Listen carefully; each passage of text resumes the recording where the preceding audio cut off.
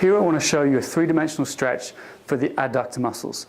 This is in addition to some of the other stretches through this video series.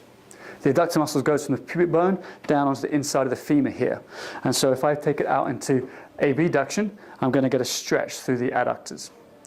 But if I move my upper body into different movements, left and right, side to side, and forwards and backwards, then the pelvis is going to move and it's going to influence the adductor from the top.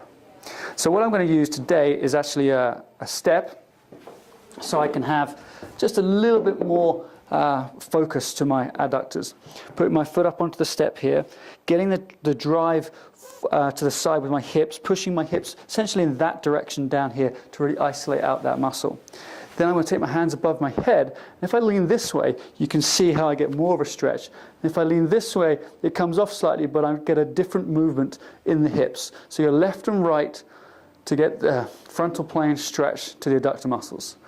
Then I take my hands out in front of me, and I rotate left and right, and I get a big stretch when I go one way, and a different sort of stretch when I go the other way. And that's the transverse plane.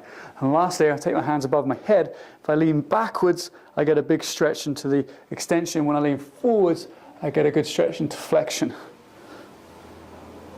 I'll be looking to do each one of those movements about 10 times in total, and so there'll be 30 movements in this particular exercise.